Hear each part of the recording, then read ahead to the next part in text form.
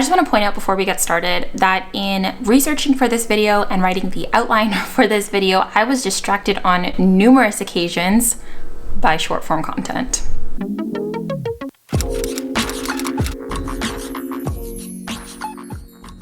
Short form content is kind of just dominating the content creation game right now, and TikTok is the perfect example of this. Even if you don't have TikTok, have never been on the platform before, don't have an account, whatever it is, I can guarantee that in the last 2 years at the least that you have seen a TikTok. So in 2022, is YouTube still a stable social platform to grow on going forward?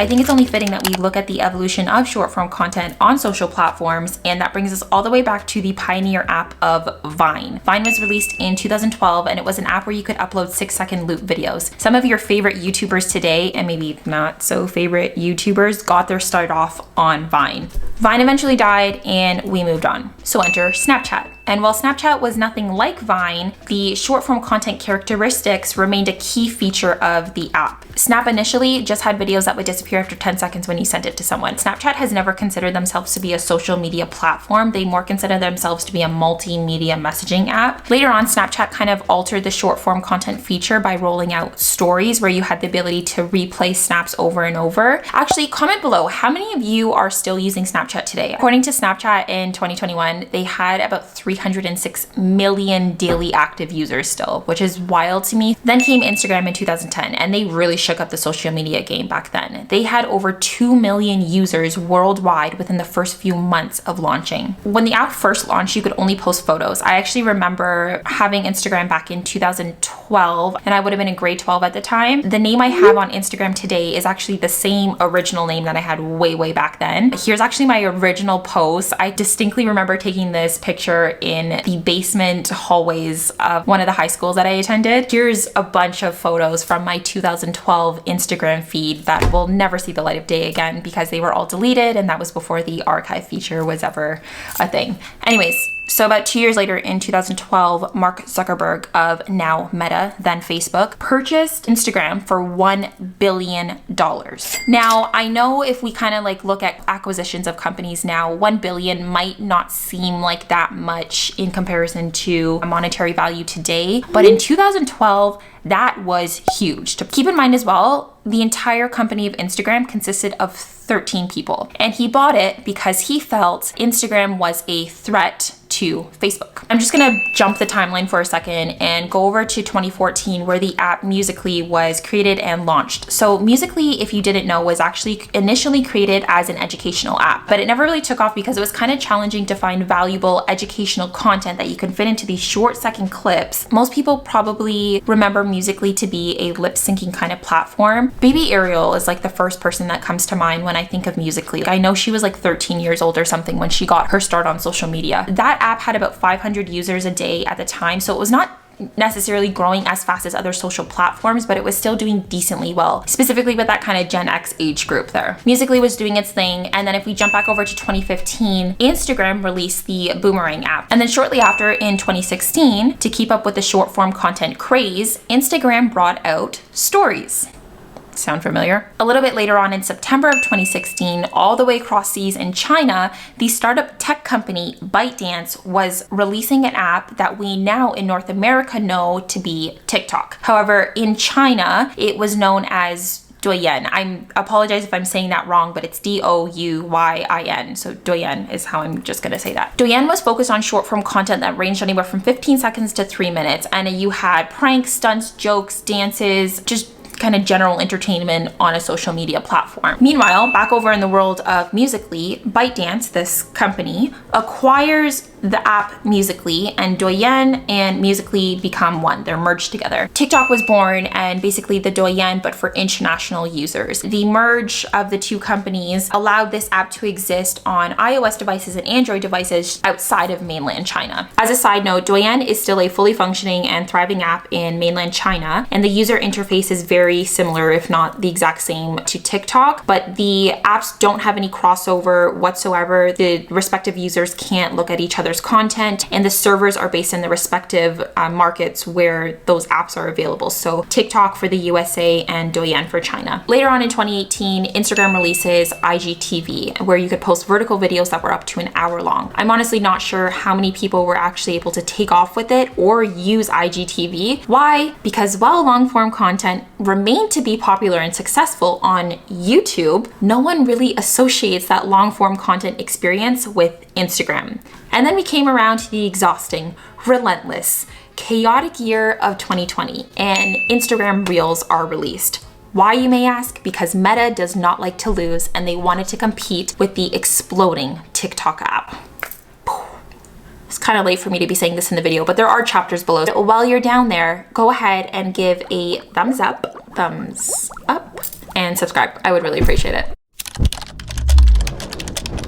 It seems to me like TikTok truly hit an explosion in 2020 when we were all in lockdown globally, and young adults do what they do best and turn to the internet. So here are some features and trends. The premise of TikTok is to upload 15-second videos that later grew to 16 seconds and then more recently 3 minutes. In your videos, you can add background music that speeds up, slows down, can be edited, or you can add a filter to it. You can add your own sounds on top of the background music. You can use the duet feature, which was actually integrated from the original Musical.ly app, where you can film your video kind of side by side with another video. The lip syncing feature I feel like started off as just lip syncing songs, and then it kind of migrated over to movies and TV shows, and now it's just everybody and their grandmother is lip syncing everything, even from a random person who you've seen doing another video. It could have been from something funny that was said, something that was motivating or encouraging, to things that are just downright stupid. So anyways, then there's the black hole of the For You page. I say black hole because this is a feed of videos that is recommended per your viewing likings, and this might be the best For You page that is on any social platform. It uses AI, artificial intelligence, to find videos that you liked, commented on, interacted for, searched for. How many times did you hover above that 15-second looped video? How many times did you replay it to watch that funny moment or really sad moment or really touching moment? Did you replay that video to learn that new TikTok dance? That's what this AI is looking at. I just want to point out at this point in the video too, I have never used TikTok before. I don't have an account, I don't have the app, but like I said at the beginning of this video, I promise you that in the last 2 years at least, you have seen a TikTok video. I've seen them. They're freaking everywhere. But in doing research for this video, I actually went onto TikTok's website, which I didn't know was a thing, but TikTok has a website, and the For You page there was just so interesting to me. I made sure to open up in a private browser, kind of like incognito style. TikTok didn't know anything about me. And the For You page was so captivating to me still. A lot of the content that was on this platform was very Canadian specific. There was stuff like hockey. I don't like hockey. I don't care for hockey. I don't watch hockey. Sorry, my fellow Canadians. But I got captivated into watching 15-second clips of hockey. There was other Canadian themed things like Timbits, which are disgusting, by the way. The Timbits that Justin Bieber did a collaboration with Tim Hortons, that they're gross. And then there was a lot of French Canadian videos, and that could just be because in Canada, French is our second language. As a Canadian, just understanding all the cultural aspects of these TikToks, it still hooked me in. I was distracted on multiple occasions in trying to do research and writing the outline for this video because of things like this. I don't watch hockey. Why was I watching half an hour worth of videos on hockey? The trends on TikTok are a whole different ballgame. You can have anything from comedy, couple pranks, stunts, cooking, life hacks, reactions. Copy Lame is one of the biggest reaction TikTokers I think there is right now, and education. Okay, the education portion of TikTok is a little bit scary. Well, not a little bit, like it's actually scary. You can either learn something of value, which hey, that's what the OG platform was for, or you can find a lot of misinformation. And this was particularly a problem at the height of COVID in the early stages of the pandemic, and honestly, even still now. You can find a lot of stupid medical advice on TikTok, like shaving down your teeth with a nail file to have a straighter smile. Don't do that. You can overdose on antihistamines with the Benadryl challenge. A child died because of what they viewed on TikTok. That's not okay. I have a huge issue with the education side of TikTok. So as a PSA, from a healthcare professional to the rest of you, if you are going to be following any type of medical information or advice from TikTok, please ensure that you are following people or are taking advice from people who are board certified and licensed and who know what they're talking about. You can clearly tell I'm getting really riled up here on this one, but as a nurse, I take this really seriously. There are a lot of impressionable people on TikTok, a lot of vulnerable people on TikTok, and you can kind of get consumed in this misinformation black hole. I'm gonna specifically call out Gen X and even Gen Alpha on this one too. They're so young. You guys are so young. Please just be very mindful of the information that you are consuming. If you have questions, talk to a parent. Better, talk to your healthcare provider. Yours. I'm gonna get off my soapbox about this now and we'll continue on with the rest of this video. And one of the last things for trends that I wanna talk about is the dance trends. Now this is a whole other can of worms on its own, which perfectly segues into the next topic, which is TikTok controversies. The TikTok controversies. Where do we start?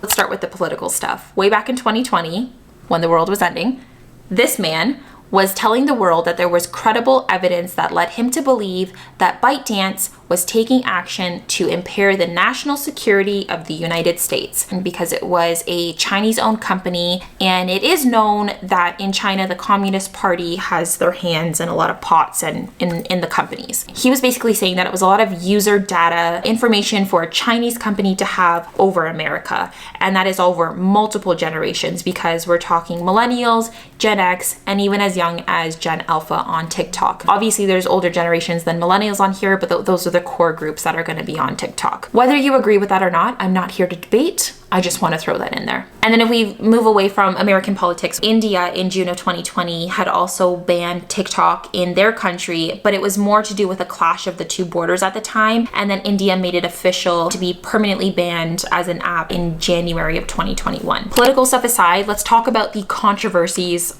that TikTok has brought onto themselves, okay? So if we're still talking 2020 here, TikTok had a huge issue with the Black Lives Matter movement, where at one point in time, anyone that was posting or using the hashtag Black Lives Matter or any type of content around BLM, they were getting suppressed on the app. Black creators were basically noticing and complaining that they were getting shadow banned on the app. The viewership was there, they were posting the content, and then any time that they had posted anything to do with BLM, the engagement dropped, the views dropped, and the numbers were just not matching. TikTok later came out and said it was a technical glitch and apologized to Black creators who felt unsafe, unsupported, or suppressed. The Black Lives Matter issue aside, TikTok in the past has already had issues with discrimination for suppressing videos to do with LGBTQ+, those who are disabled, and anyone who is, I'll just say, larger individuals. TikTok came out and said those accounts are flagged as being vulnerable to bullying, which is why they are less likely to be recommended in the algorithm.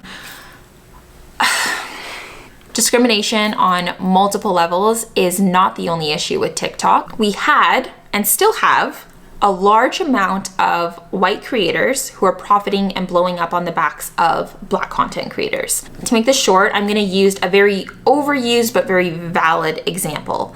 Addison Rae, Charli D'Amelio. To be clear, this is not an invitation to bully or send hate to either one of those creators that I just mentioned. Specifically Charli, she is still a minor. Use your energy for something else, please. Charli D'Amelio basically blew up the Renegade Dance controversy. I'm gonna say controversy specifically because she is not the only person who contributed to the problem of the Renegade Dance, which was the biggest TikTok dance in 2020. By this point of early 2020, the original Renegade Dance, created by then 14-year-old Jalea Harmon, was already all over TikTok. Charli just simply participated in the trend and made it blow up even more. She was later accused, alongside with many other creators like Addison Rae, of stealing content from Black creators and not giving credit where credit was due. I'm not going to spend too long on this topic specifically just because so many other videos have been created about it, but I just wanted to point it out because it definitely deserves a spotlight on the time of kind of TikTok's explosion and then subsequent controversies that happened afterwards. While we're on the topic of dance trends, let's talk about music. You can't have dance without music. I mean, well, you can dance without music. You do you. There are many artists who have been discovered or whose songs have blown up and skyrocketed to Billboard status after going viral on TikTok. There are these ones, there are these ones, there are these ones. A huge song I can think of right now is ABCDEFU by Gayle. She was already an artist, by the way, who had well over 5 million streams on Spotify and Apple Music prior to the song going viral. Olivia Rodrigo, again, not fresh talent per se. She had her start on Disney, but good for you.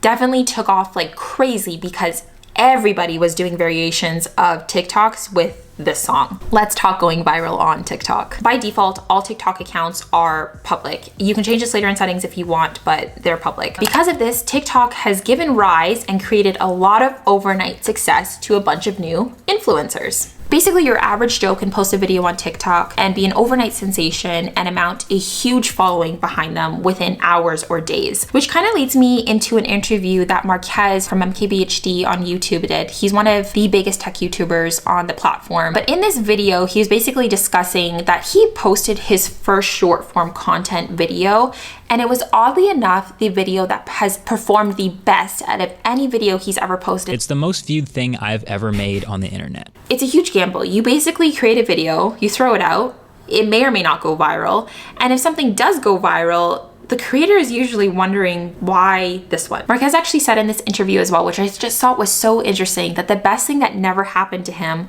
was having an early video go viral, which is interesting as a creator because if you have a video go viral, do you want that video to be the video that defines you as a creator? And there's kind of three things that can happen at this point. The first one is, if the video that went viral is a video that is authentic to your channel, meaning in Marquez's case, he posted a tech video, that's fine because his channel is completely based on tech. So for that video to go viral for him, it only benefits him. Cool. The second thing that can happen is you can kind of ride this wave out. You can start to post more content that is like the content that you had go viral. But if you do that, you kind of risk having the overnight audience that you gained from that one viral piece of content getting bored and just moving on to the next thing. And the third thing that you can do is continue posting videos that are true to your authentic self. And if they go viral or not, you kind of just have to be okay with where that sits. But if you are that lucky person who has a video go viral, are you even going to be paid for it is the next big question.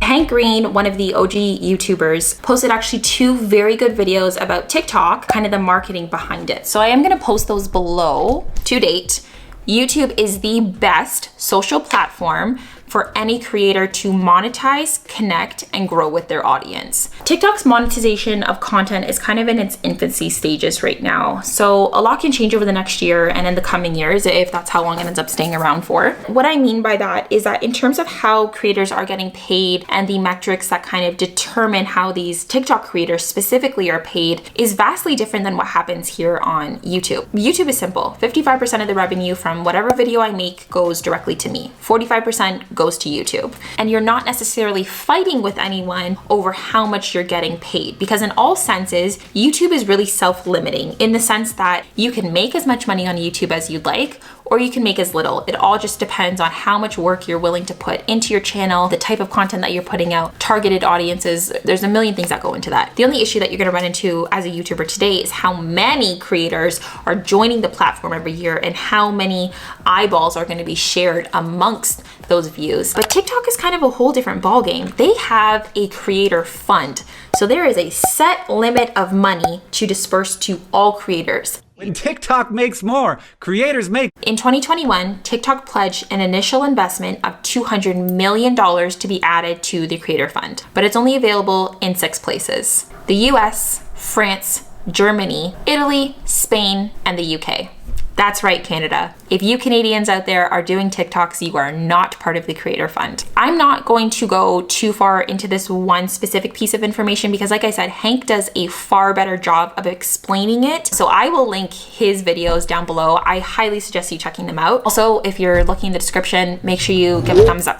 Oh, if you're headed to the description bar, make sure you give this video a thumbs up and hit the subscribe button. YouTube Shorts was created in March of 2021 and they had an initial creator fund of $100 million. Keep in mind, again, fund, creator fund. So the more people that join the platform, the less amount of money the creators are making. I do want to point out as well, similar to YouTube, brand partnerships and sponsorships are likely going to be the creators' highest revenue stream that they're going to have in comparison to the creator fund for TikTok or AdSense for YouTube. I know specifically for YouTube, there are tons of things that can cause your video to be demonetized and therefore creator is not paid. One of the things that I did find really interesting that Hank mentioned in his video is that it's better for creators to post a short on YouTube first to be part of the YouTube Shorts Fund, which is separate to the Google Ads monetization on YouTube. It's separate from the YPP program. This is gonna get confusing, so bear with me. It's better to post the videos on YouTube Shorts and then post over to TikTok so you have a better chance of getting paid. So basically, Instagram and this is probably not the outcome that they wanted, but Instagram and YouTube are subsidizing our TikTok creation. So we post them to Instagram and YouTube first, and then they go to TikTok, where they get most of the views but make the least amount of money. YouTube will not pay for any content that has been re-uploaded from a third-party app. What you found in the early stages of the YouTube Shorts and before the YouTube Shorts Creator Fund was made is that people were making their TikToks, they were going viral on TikTok or not. TikToks were going to IG Reels, TikToks were going to YouTube Shorts. Now you can literally just repurpose a lot of your TikToks. Yeah. Download them, take the logo off, upload them to YouTube Shorts. I think it's YouTube's play to get creators from TikTok over to YouTube. As you saying it, it makes perfect sense because I've heard from multiple different people, you know, TikTok creators are getting huge, but ultimately even the biggest TikTokers want to be YouTubers. And if we kind of circle back to the topic of how easy it is to be demonetized on YouTube based on all the restrictions that are there, I think this is where TikTok has a really big advantage over YouTube in terms of the longevity of short-term content. TikTok doesn't really have a copyright issue. I think we all know at this point on YouTube, whether you're a creator or not, you're not going to hear copyrighted music in videos that you watch. You need a license for it, you're gonna pay for it, or it's gonna be flagged and demonetized. Where TikTok doesn't really have this issue. It's kind of like the wild, wild west right now. But this kind of brings up a whole separate issue on its own about copyright content and who owns the right to what, who's getting paid for what. If your video goes viral and someone stitches your video over and over and over, are you getting paid for all of that? Because it's your original content. You're not with TikTok, not now anyways. Same thing for YouTube. If you post an original YouTube short and someone uses that audio over in their own YouTube short, you're not getting paid for it. And as of right now, you're also not getting notified that someone has reused your original audio or content. So, food for thought. This kind of leads me to one of the last topics of this video is the future of short. Is there a place for long form content going forward? Short answer, yes. I think there's definitely a place for long form content in the sense of get that kind of more personal interaction with the creator, whoever it is that you're watching. You have the opportunity to learn more for education purposes. You can't, like I was saying before, learn good, valuable amounts of information in short content. There's better ways of doing it. And I think long form content, long honestly meaning at this point, greater than 3 minutes, because that seems to be what the threshold is. In terms of short form content, I think the reason why it's so easily consumable is because with all the nonsense that floods social media on a regular basis, creators and the viewer just want to cut straight to the point. There's no filler. I just tried to look up a video on YouTube on how to change a setting on my camera. I found a 1 and 30-second video, and the first 40 seconds of the video was spent talking about I don't freaking know what. I also didn't care. So I absolutely absolutely see the value of short form content in that sense, where we just get straight to the point, move on. But when you talk about something even like how to cook a video, how to cook something from a short form content video, something like the TikTok pasta that was such a big craze, I think last year. I even made a video on how to do the TikTok pasta with my daughter actually. So if you want to see that, click above. But anyways, you could look up a recipe in a book, you could Google it,